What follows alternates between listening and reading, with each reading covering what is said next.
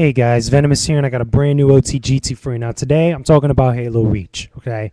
Now, I know it's a little late to the party. I know it's a little, after the fact, after the launch and stuff, but I wanted to get some hands-on time and get a little bit much more time with the actual game so I could tell you guys what the deal is about it, okay, and my whole opinion on this thing.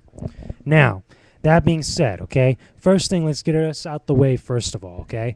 Is this game pretty damn decent? Number one, okay, this game is a big improvement off of Halo 3 ODST, okay? I was really happy to at least see that Bungie really, stepped their game up when it came to actually making a game a little bit much more better, and, a sequel, prequel, whatever, part of the franchise a lot better than what Halo 3 ODST was, because you guys know I'm not a huge fan of that game, okay? Even though I love Halo 3, I love the Halo franchise, but that game really wasn't doing it for me in a lot of retrospects, but this one, Halo Reach, is a huge improvement on it, okay? So starting off, the campaign, okay? The campaign is a lot better than Halo ODSTs, okay? Because there are characters that you actually really connect with this time around. You actually, actually give a damn about them. Even though they're kind of one-dimensional, they're kind of, their typical, strong guy, whatever, the military unit and stuff. But what really gets to you is that if you're not really into, the whole Halo 3 or the whole Halo story arc and everything, if you haven't read the books and stuff, these guys are Spartans, number one, okay? And they're on a doomed planet, okay? So put 2 and 2 together and you guys pretty much know what's going to be going down, okay? So that's what's really interesting about the story, at least going through all the stuff, what happens, in Halo Reach, okay? But anyway, moving on from that, the gameplay with the single-player campaign, first off, okay? The guns are great, they have the pistol that's technically from Halo 1, they got the pistol in there. It was in ODST, but this kind of a little bit improved upon now, as far as balance. They have this new battle rifle-esque sniper rifle type of thing. I forgot what it's called, but to me it looks like a BR, but it's a single shot this time. It's not a burst shot, which is interesting, okay? A lot of the game types in multiplayer, you see a lot of people starting out with this weapon, which is pretty cool. I like it. It's really got that sense of power behind it, when you kill somebody, and it's actually, I don't know, I feel like in this game, you get a better sense of accuracy because where you're actually aiming is where your actual gun's going to go. When you lead, you actually know when you're actually leading your shot and getting the actual right amount of time and distance from your target when it's moving and stuff. Feels a little bit much more improved upon than Halo 3 or Halo 3 ODSTs, okay?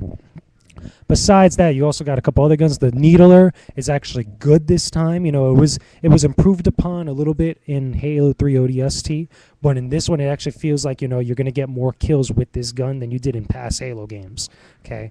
Besides that, you got your standard grenades. The arcs are a little bit different. It feels like, actually feels like you actually have to, if you're going to aim a grenade in front of you, like a good distance in front of you, you actually have to tilt up a little bit more than you normally do to actually throw a grenade, it feels like. Plasmas are your standard plasmas.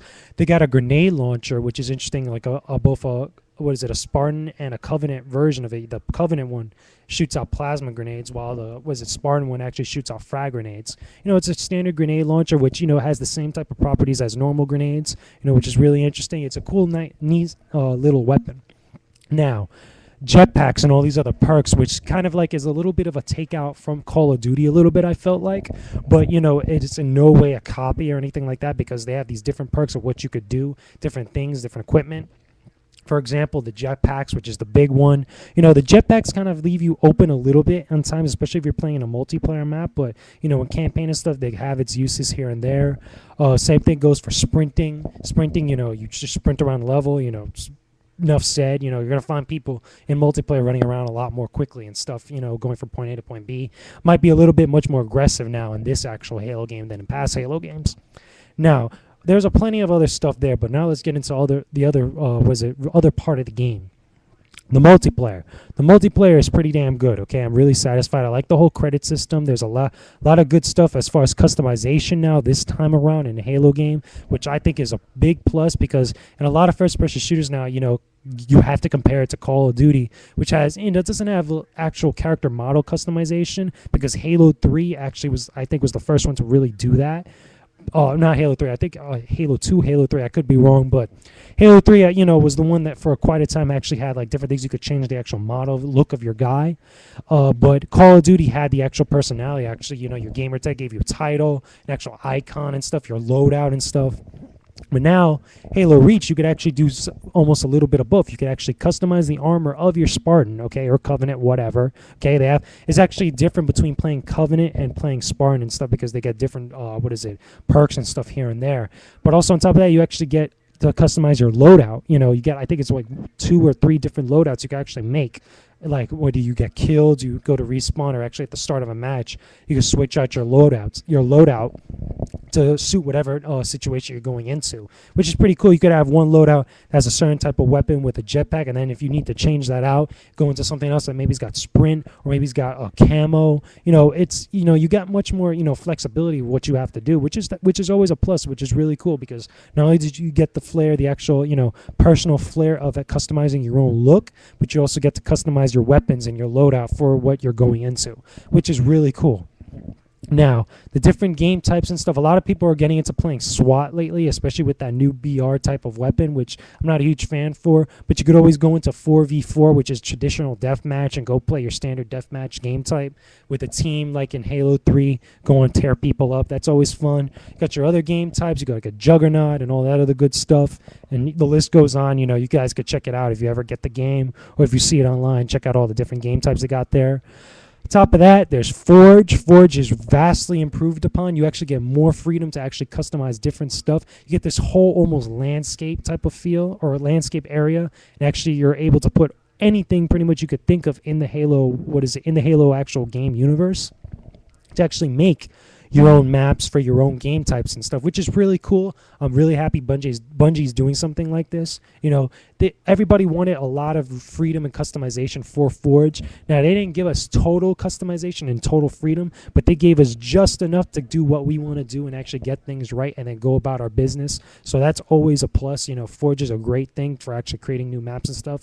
And if you really look at it, it's pretty much free DLC from actual users and stuff, granted good or bad or whatnot, that adds onto the game, that adds onto the replayability, because I'm pretty sure a lot of people are going to be downloading a lot of maps and stuff that people create in Halo Reach, so that's always a plus.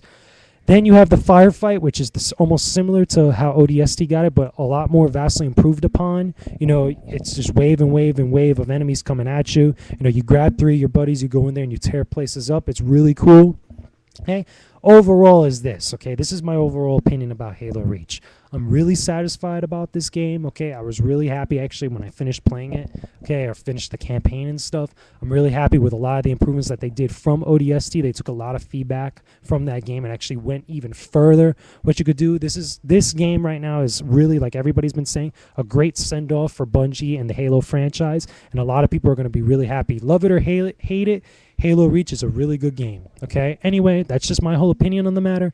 Leave your comments and video responses. I don't mind. Just keep it civil. Let me know what you guys think. Let me know your guys' opinions about the game, your time with the game, anything that's been going on, if you guys are happy. If you guys heard anything about the DLC that should be coming out, because there's some articles and rumors popping up about DLC for Halo Reach sometime in the future. And I'll talk to you guys again soon. Venomous is out, and that was only the goddamn truth. Talk to you all later.